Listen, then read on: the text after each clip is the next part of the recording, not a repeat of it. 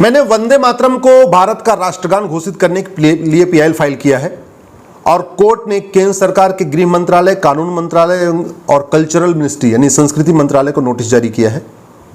4 सप्ताह का समय दिया है। अक्टूबर में इस पर फिर सुनवाई होगी। हमने मांग किया है कि वंदे मातरम को भारत का राष्ट्रगान घोषित किया जाए, क्योंकि पूरा का पूरा जो फ्रीडम मूवमेंट था, आजादी का आंदोलन वंदे मातरम से हुआ था। उसमें जनगण मन की कोई भूमिका नहीं थी। हमारे जितने स्वतंत्रता संग्राम सेनानी थे, जब वो रैली करते थे वंदे मातरम भारत माता की जय बोलते थे। हमारे उस समय स्कूलों में वंदे मातरम गाया जाता था। जितने सरकारी स्थान पे जहां पे लोग सार्वजनिक रूप से इकट्ठा होते थे भारतीय, वहां वंदे मातरम गाते थे। इवन जब हमारे स्वतंत्रता संग्राम सेनानियों को लाठी पड़ती थी तो जनगण मन नहीं बल्कि वंदे मातरम भारत माता की जय कहते थे। भगत सिंह, सुखदेव, राजगुरु, राम प्रसाद बिस्मिल, ये सब लोग अंतिम समय में जब इनको फांसी देने की नौबत आई, सब वंदे मातरम भारत माता की जय बोलते थे। वंदे मातरम के नाम से लाहौर में अखबार निकलता था। वंदे मातरम के नाम से राम प्रसाद बिस्मिल ने खुद एक गजल लिखी थी। वंदे मातरम के नाम से छोटे छोटे नाटक लिखे गए थे, जो पूरे देश में अलग अलग जो नाटक खेले जाते थे। वंदे मातरम के नाम से छोटी सी एक मूवी फिल्म बनी थी। वंदे मातरम पूरे दीवारों पे जगह जगह लिख दिया गया था। और एक समय तो ऐसा आ गया था कि अंग्रेजों ने वंदे मातरम और भारत माता की जय को बोलना ही बैन कर दिया था। हर साल वहां पे कांग्रेस का अधिवेशन होता था। पहले जब कांग्रेस बनी तो उसका एक एनुअल उसकी मीटिंग होती थी। उस एनुअल मीटिंग में शुरू के 5 मीटिंग में वंदे मातरम गाया गया था। और एक बार तो खुद जनगण मन के रचयिता गुरु रविंद्रनाथ टैगोर ने वंदे मातरम गाया था। यह आपको मैं बताना चाह रहा हूं। वंदे मातरम राष्ट्र आराधना है। वंदे मातरम राष्ट्र वंदना है। वंदे मातरम भारत माता की आराधना है, जबकि जनगण मन शासक की आराधना है। जनगण मन भारत माता की आराधना नहीं है। क्यों लिखा गया, कैसे लिखा गया, आप खुद गूगल कर सकते हैं। भारत भाग्य विधाता क्या क्या उसमें लिखा है, मैं उस पर नहीं जाना चाहूंगा। और जब संविधान सभा में बहस हो रही थी कि भारत का राष्ट्रगान क्या होगा, तो मेजॉरिटी लोग यही चाहते थे कि वंदे मातरम को ही भारत का राष्ट्रगान घोषित किया जाए।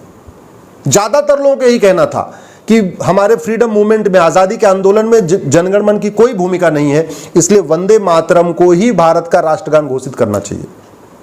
लेकिन नेहरू जी टिके हुए थे। उनको लगता था वंदे मातरम तो कम्युनल है, वो ज्यादा कुछ सेकुलर थे। वो चाहते थे कि जनगण मन हो। फिर जो नेहरू जी की लॉबी थी, उसने राजेंद्र प्रसाद जी जो चेयरमैन थे हमारे कॉन्स्टिट्यूएंट असेंबली के, उनसे रिक्वेस्ट किया कि आप इस पे वोटिंग मत कराइए, आप इस पे एक रेजोल्यूशन पास कर दीजिए। याद रखिए, 26 नवंबर 1949 को पूरा संविधान बन गया। 26 नवंबर 1949 के संविधान के कई आर्टिकल लागू हो गए। अब आप सोच रहे हो 26 जनवरी 1950 नहीं, मैं 26 नवंबर 1949 कह रहा हूं, ध्यान से समझिए। 26 नवंबर 1949 को संविधान बन गया।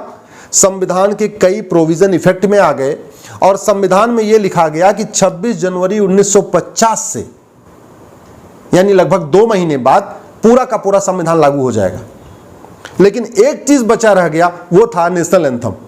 पूरा संविधान बन गया 26 नवंबर 1949 को, जिसको हम आज की डेट में संविधान दिवस मनाते हैं। पूरा संविधान हमने अडॉप्ट भी कर लिया। उसमें लिख भी दिया, we the people of India have solemnly resolve to constitute India a sovereign socialist secular democratic republic. ये सब हो गया, लेकिन एक चीज बचा हुआ था कि भारत का नेशनल एंथम क्या होगा। जब वंदे मातरम के समर्थक वोटिंग पे टिक गए कि नहीं, हमको वोटिंग ही चाहिए, वोटिंग चाहिए, तब नेहरू जी की लॉबी ने खेल किया।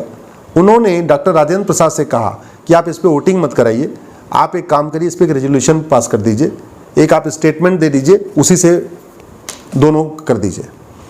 फिर 26 जनवरी 1950, जिस दिन हम रिपब्लिक डे मनाते हैं, उसके ठीक 2 दिन पहले, यानी 24 जनवरी 1950 को एक बैठक बुलाई गई। उसमें डॉक्टर राजेंद्र प्रसाद ने एक स्टेटमेंट दिया। स्टेटमेंट क्या दिया कि जनगण मन हमारा नेशनल एंथम होगा, लेकिन वंदे मातरम, जिसने आजादी के आंदोलन में बहुत प्रमुख भूमिका निभाई है, इसको भी समान दर्जा मिलेगा। एक समान मतलब जितना जो सम्मान जनगण को मिलेगा, वही सम्मान वंदे मातरम को मिलेगा। यहां बात ठीक थी, दोनों को बराबर सम्मान मिलेगा। वैसे तो गलत था।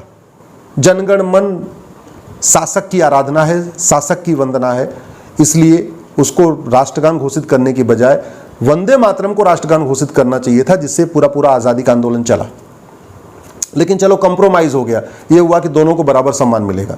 बाद में कांग्रेस ने एक बड़ा खेल किया, जब नेशनल ऑनर एक्ट बनाया उसमें जनगण मन को शामिल किया, वंदे मातरम को छोड़ दिया। तो जनगण मन कैसे गाया जाएगा लिखा हुआ है, जनगण मन की म्यूजिक कौन सी होगी वो फिक्स हो गई, जनगण मन कितने सेकंड में गाया जाएगा उसका एक प्रोटोकॉल बन गया, जनगण मन का अपमान करने पे सजा होगी ये भी लिखा हुआ है नेशनल ऑनर एक्ट में। लेकिन वंदे मातरम की न तो म्यूजिक फिक्स हुई, न वंदे मातरम कितने सेकंड में गाया जाएगा फिक्स हुआ, न वंदे मातरम के लिए प्रोटोकॉल क्या होगा, वंदे मातरम कब कब गाया जाएगा उसका कोई सिस्टम नहीं बना, वंदे मातरम का अपमान करने पर क्या सजा होगी कहीं नहीं लिखा। तो आज की डेट में क्या हो रहा है, बहुत सारे तथाकथित सेकुलर कहते हैं हम तो वंदे मातरम गाएंगे नहीं, जनगण मन का अपमान करने पर सजा है, वंदे मातरम का अपमान करने पे सजा नहीं है, तो कहते हैं हम तो नहीं गाएंगे। कई बार वो खड़े हो जाते हैं, कई बार तो बैठे रहते हैं, कितनी बार देखा गया, विधानसभा में देखा गया, नगर निगम के ऑफिसेज में देखा गया, लोग ज़्यादातर लोग वंदे मातरम गाते रहते हैं, दो चार वहाँ बैठे रहते हैं। हमने यही PIL फाइल किया है कि प्लीज़ आप वंदे मातरम को ही राष्ट्रगान घोषित करिए, जो हमारे अधिकांश संविधान सभा के सदस्यों की इच्छा थी, जो उनकी मंशा थी, उसी के अनुरूप एक जो गलती हुई है उसको सुधारना चाहिए। और नहीं, अगर दोनों को रखना है तो भी कोई बात नहीं, दुनिया के कई देशों में तो 3 राष्ट्रगान है, 4 राष्ट्रगान है, ऐसा नहीं कि एक देश में एक ही राष्ट्रगान होना चाहिए। अगर 2 भी करना है तो फिर जैसे जनगण मन के लिए प्रोटोकॉल बना है ऐसे वंदे मातरम के लिए प्रोटोकॉल बनना चाहिए। ये जो फिल्मों में, सीरीज में, वेब सीरीज में, पॉलिटिकल पार्टियों में, डांस के कार्यक्रम में और जो दुनिया भर के अलग अलग तरीके से वंदे मातरम को अलग अलग तरीके से गाते हैं, ये बंद होना चाहिए। जैसे जनगण मन की एक म्यूजिक स्टैंडर्ड म्यूजिक है, ऐसे वंदे मातरम की स्टैंडर्ड म्यूजिक होनी चाहिए। जनगण मन के लिए एक समय निर्धारित है, ऐसे वंदे मातरम का समय निर्धारित होना चाहिए। जनगण मन खड़े होके ही गाना है, ऐसे वंदे मातरम को खड़े होके ही गाना चाहिए। वंदे मातरम के अपमान करने पे सजा का प्रावधान है, जनगण मन का अपमान करने पे सजा का प्रावधान है, ऐसे वंदे मातरम का अपमान करने पे सजा का प्रावधान होना चाहिए। इसलिए मैं रिक्वेस्ट किया कोर्ट से, आप सरकार को कहिए कि जो नेशनल ऑनर एक्ट है, जहां जहां जनगण मन लिखा है उसके सामने जनगण मन एंड वंदे मातरम, जिससे कि वंदे मातरम को भी एक समान सम्मान मिल सके। ये हमारी बात नहीं है, ये हमारे संविधान जो निर्माता थे उनकी इच्छा थी कि वंदे मातरम को एक बराबर सम्मान मिले। लेकिन आज की डेट में चूंकि कोई प्रोटोकॉल नहीं है, इसलिए स्कूल कॉलेज में वंदे मातरम नहीं गाया जाता। जनगण गाते हैं, वंदे मातरम नहीं गाते। इसलिए हमने अपनी PIL में भी मांग किया कि देश के सभी स्कूलों में वंदे मातरम को गाना अनिवार्य किया जाए। जितने पब्लिक फंक्शन है, चाहे वो कलेक्टर जा रहा हो, चाहे कप्तान जा रहा हो, या मंत्री जा रहा हो, या विधायक जा रहे हो, जो भी पब्लिक फंक्शन हो, उसके शुरुआत या अंत में वंदे मातरम अनिवार्य किया जाए। या तो ऐसे कर सकते हैं कि शुरुआत वंदे मातरम से करें, अंत जनगण मन से करें, या ऐसे कर सकते हैं शुरुआत जनगण मन से करें, अंत जो सभा है उसका अंत वंदे मातरम से करें। लेकिन ऐसा नहीं होना चाहिए कि जनगण मन तो गाया जाए, वंदे मातरम ना गाया जाए। इसलिए स्कूल हो या कॉलेज हो या गवर्नमेंट के ऑफिस हो या पब्लिक मीटिंग हो या मंत्रियों का कार्यक्रम हो, सांसदों का कार्यक्रम हो, मुख्यमंत्री का कार्यक्रम हो या प्रधानमंत्री का कार्यक्रम हो, जनगण मन गाना अनिवार्य किया जाए। वैसे भी संसद में, विधानसभा में गाया जाता है। जब संसद का सत्र खत्म होता है या विधानसभा का सत्र खत्म होता है तो लास्ट में वंदे मातरम गाते हैं। लेकिन ऐसा कोई कानून नहीं है, वो एक परंपरा है, इसलिए गा रहे हैं, लेकिन कानून नहीं है। इसलिए वंदे मातरम को राष्ट्रगान का दर्जा देने के लिए कानून की ज़रूरत है, कानून में बदलाव की ज़रूरत है।